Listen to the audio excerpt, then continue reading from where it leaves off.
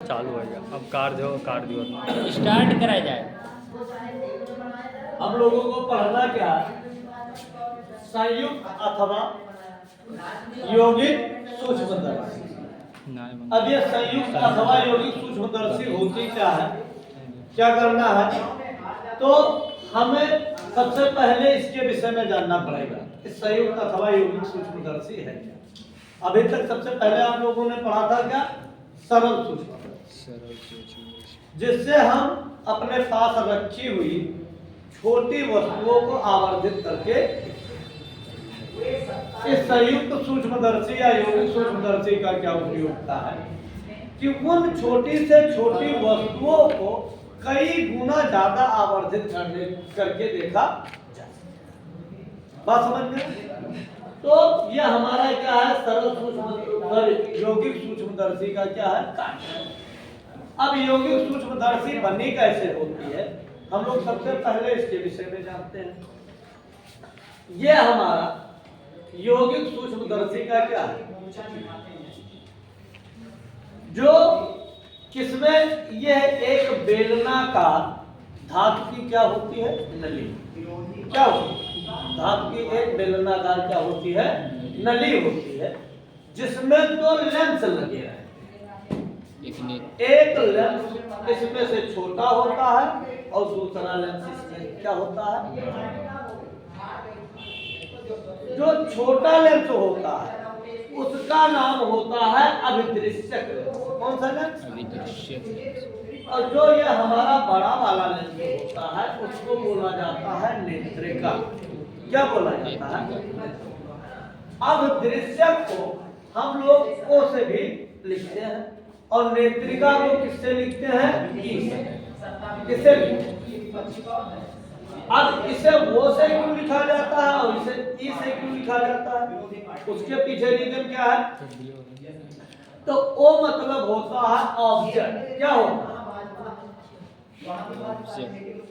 मतलब इस अभिदृश्यक लेंस को हम सदैव वस्तु की ओर रखें। कहाँ की ओर? और इस लेंस को ई बोलते हैं क्योंकि इसके तरफ हम अपनी आंख को पीछे करके इधर से क्या किया जाएगा? देखा जाएगा। तो ये नेत्र के तरफ होने के कारण इसे क्या कहा जाता है? नेत्रिका। तो नेत्रिका मतलब नेत्र। नेत्र की इंग्लिश क्या होती है? आई। क्या होती है? तो ई का पहला अक्षर क्या है? ई है, इसलिए इसे हम किससे रिप्रेजेंट कर रहे हैं? ई से। बात यहाँ तक क्लियर हो? ये किसके तरफ रहेगा? वस्तु के तरफ। ये किसके तरफ रहेगा? नेत्र। बात क्लियर हो?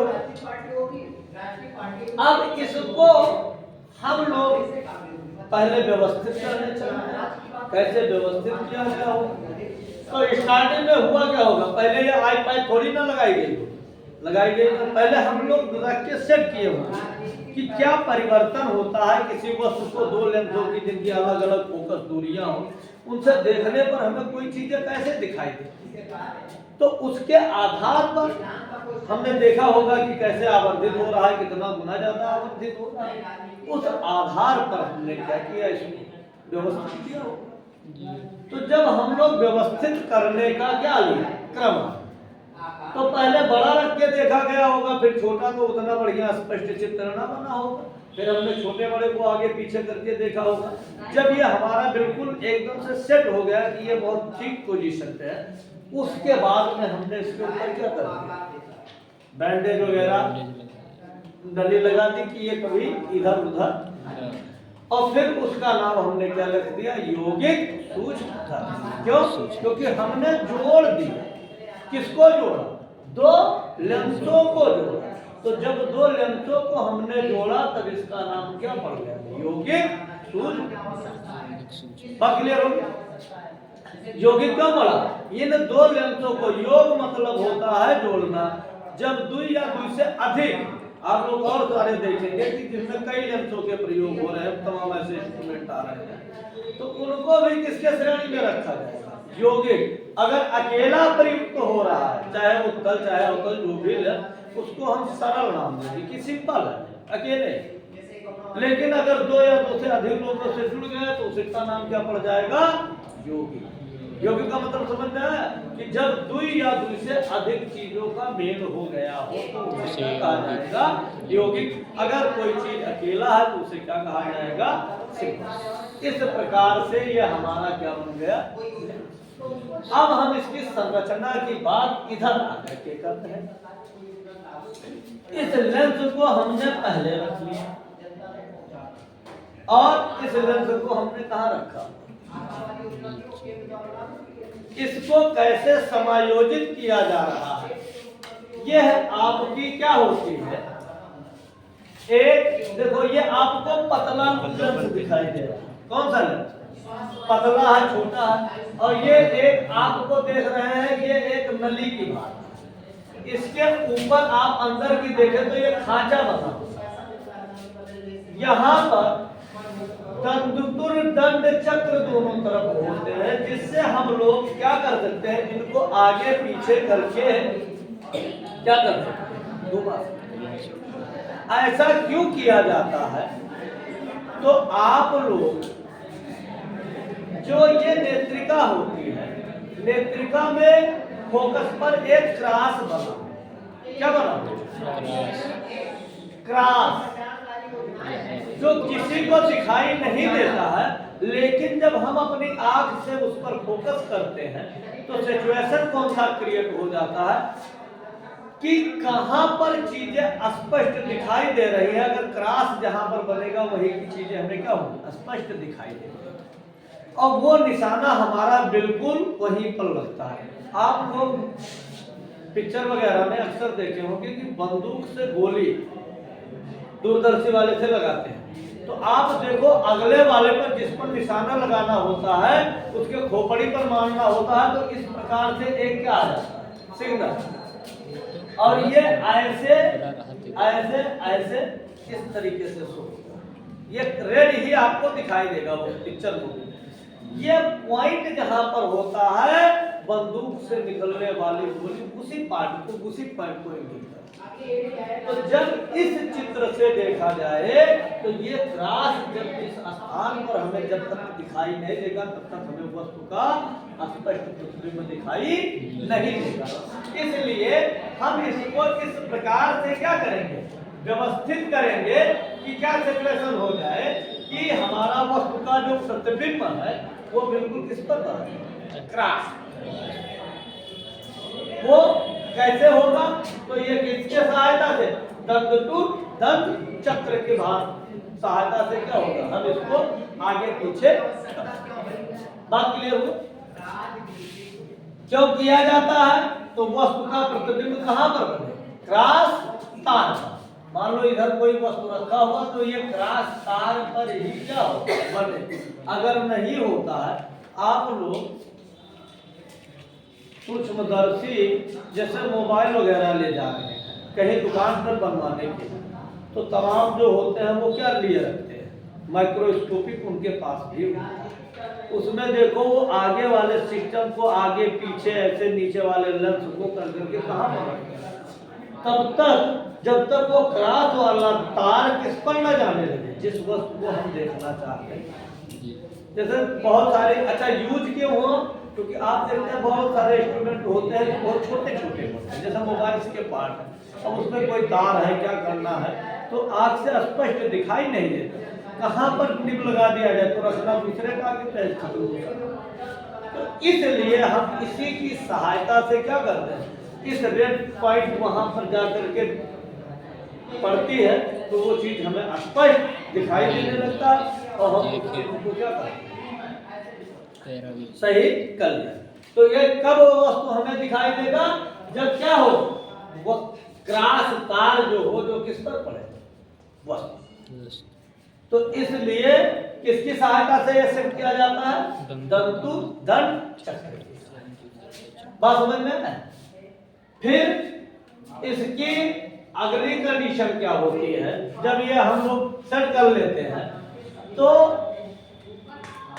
कौन जो ये अभिदृश्यक होता है और कौन अभिदृश्यक और कौन होता है? नेत्रिका। इन दोनों को दंडु दंड चक्र के माध्यम से हम लोग आगे पीछे कर लें। उसके जस्ट बाद में हमारा क्या आता है, प्रतिबिंब बनने की सिचुएशन क्या होती है, प्रतिबिंब कैसे।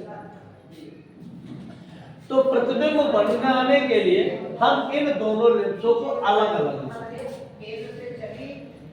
यहाँ पर आप देखते हैं एक छोटा सा वस्तु आपको दिखाई दे रहा है जो हमारा किसके समक्ष रखता है, संयुक्त सूत्र। इस वस्तु को हम मान लीजिए कुछ ना कुछ इसकी ऊंचाई होगी, इस वस्तु को हम लेंस के पहले सिरे पर, किसके, अभिदृश्य, अभिदृश्य मतलब ऑब्जेक्ट। तो ये हमारा क्या है, यहाँ पर एक वस्तु हमारा क्या है, इसका नाम क्या है, ए। इस एबी वस्तु को उठा के ला करके हम यहाँ, आपको पता है कि वस्तु का लेंस से जो दूरी होती है उसको किससे लिखा जाता है, यू। किससे लिखा जाता है, और प्रतिबिंब के बीच की दूरी को किससे लिखा जाता है। तो ये यहाँ से दूरी यू है, हमने किसकी दूरी ली है, वस्तु की। तो वो भार क्या हो गया, और जब हम वस्तु लेंगे तो वस्तु एक प्रकाश किरण वस्तु का जो होती है हमारे मुख्य अक्ष के समांतर है, और जब ये हमारे लेंस से टकराएगी तो ये माध्यम बदलने के कारण जाना इसको कैसे चाहिए था, बिल्कुल सीधा। लेकिन जब विरल से सघन माध्यम की ओर जाते हैं तो ये अपने अभिलंब की ओर क्या होती है, झुक, किसकी ओर झुकेगी, अभिलंब। जब ये अभिलंब की ओर झुकेगी तो जब ये बाहर निकलने लगेगी तो कहां से निकलेगी, अपने फोकस। फोकस को एफ से लिखा जाता है, वस्तु के लिए है इसलिए इसको क्या लिख दिया गया, एफ। इधर वाले फोकस द्विफोकसीय लेंस में दो फोकस होंगे, F1 F2 कहीं मानते हैं, कहीं हम लोग F डैश मान लेते हैं। यहाँ पर हमने क्या माना, F। यहाँ से ये वस्तु प्रकाश की किरण है और एक प्रकाश की किरण कहां से होकर के जाएगी, बिल्कुल केंद्र। जब ये दोनों प्रकाश किरण आगे की ओर बढ़ रही होगी तो इधर की दूरी आप देख रहे हैं लगातार लगातार लगातार घटती जा रही है, अर्थात ये दोनों रेखाएं समांतर। तो जब समांतर नहीं है तो ये जायज बात है कि कहीं ना कहीं ये दोनों रेखाएं एक दूसरे को क्या करेंगे, प्रतिच्छेद करेंगी। और जिस स्थान पर ये दोनों रेखाएं एक दूसरे को क्या करेंगे, प्रतिच्छेद करेंगे, उस स्थान पर हमारे वस्तु का क्या बन जाएगा, प्रतिबिंब बन जाएगा। क्या बन जाएगा, प्रतिबिंब। प्रतिबिंब की वस्तु से दूरी अगर पूछी जाए कि कितनी होगी तो इस हमारे लेंस से जो प्रतिबिंब बन रहा है, प्रतिबिंब की दूरी क्या हो जाएगी, v। क्या होगा, v ओ या नॉट भी बोल सकते हो, जीरो भी, कुछ भी आप बोल सकते हो। अब यह प्रतिबिंब कहीं भी बन सकता था, लेकिन हमारे पास अभी कौन लगा है, नेत्रिका। तो इसको कैसे हमें इन दोनों को सेट करना है कि प्रतिबिंब कहां पर बने। तो प्रतिबिंब जो बने तो जो नेत्रिका की फोकस दूरी है, क्या नेत्रिका की जो फोकस दूरी है, ना इससे पहले बने ना इस पर बने, नेत्रिका की फोकस दूरी और नेत्रिका के बीच हमारा ना चाहिए। इस प्रकार से दंड चक्र के माध्यम से हमें क्या करना पड़ेगा, व्यवस्थित करना है। तो हमने व्यवस्थित किया था, तो इस लेंस की फोकस दूरी कहाँ, ये लिखा F मतलब फोकस दूरी किसकी, नेत्रिका की, E फॉर आई। और इधर की फोकस दूरी हमने क्या माना, ये माना फोकस दूरी इधर थोड़ी बढ़नी चाहिए थी, डिस्टेंस कवर कम होने की वजह से। तो ये क्या हुआ, बढ़नी इधर चाहिए थी। तो फिर भी आप देख रहे हैं कि ये इधर बढ़ती यहाँ तक आ जाती, तब भी ये हमारा नेत्रिका के पास में फोकस दूरी के अंदर ही होता, और नेत्रिका से पहले प्रतिबिंब बन रहा है। तो ये हमें इस प्रकार से अपने स्टूडेंट को व्यवस्थित किया जाता है कि अच्छा अगर ये पूछा जाए थोड़ी देर के लिए कि अगर ये जो वस्तु का कौन बन रहा है, प्रतिबिंब बनता है, अगर ये यहाँ ना बन करके इस पर बनता या इससे पहले बन जाता तो कौन सी सिचुएशन? तो सिचुएशन ये क्रिएट हो जाती कि ये इसके फोकस दूरी में आ ही नहीं पाता, अर्थात ये इसके लिए वस्तु का कार्य। बात समझ में आया? इसलिए हम इसको इस प्रकार से सेट करते हैं कि जिससे ये क्या हो जाए, इस लेंस की नेत्रिका के फोकस दूरी के बीच में आ जाए, जिससे ये किसका कार्य करने लगे, इसके लिए वस्तु का। तो जब ये इसके लिए वस्तु का कार्य करने लगेगी तो एक प्रकाश किरण जो ये दोनों आई थी, अब यहाँ पर फिर क्या मामला, जो प्रकाश किरण काट करके आगे बढ़ रही थी, आगे पहुंची तो इनको क्या मिल गया, नेत्रिका, अर्थात फिर सघन माध्यम। कौन सा माध्यम? तो सघन माध्यम होने के कारण इनको जाना कैसे चाहिए, बिल्कुल सीधा। लेकिन आपको पता है माध्यम क्या होगा, बदल गया, तो ये फिर क्या होगी, अभिलंब की ओर झुक गए। फिर वहां से हम क्या कर रहे हैं, देख रहे हैं। अब जब देखेंगे तो ये जब आकर के हमें कहीं ना कहीं ये दोनों प्रकाश किरण क्या हो मिलती हुई, फिर जहां पर एक प्रकाश किरण हमारी क्या की थी, काटी थी, उसको हम क्या करेंगे, एक अभिलंब डाल करके कहां पर ले जाएंगे, नेत्रिका का जो अभिलंब होगा उससे जाएंगे। तो एक दूसरी प्रकाश किरण जो हमारी फोकस से होकर के आएगी, वो जहां पर ये अभिलंब पर मिल रही होगी उससे होते हुए ये आगे बढ़ा।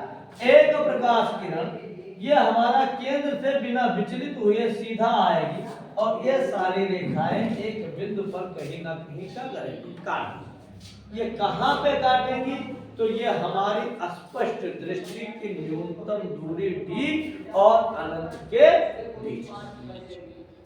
बात क्लियर हो? तो ये है कोण जो आपका एक बनेगा, इस कोण का नाम क्या पड़ जाएगा, क्या पड़ जाएगा, बात समझ में आ गई?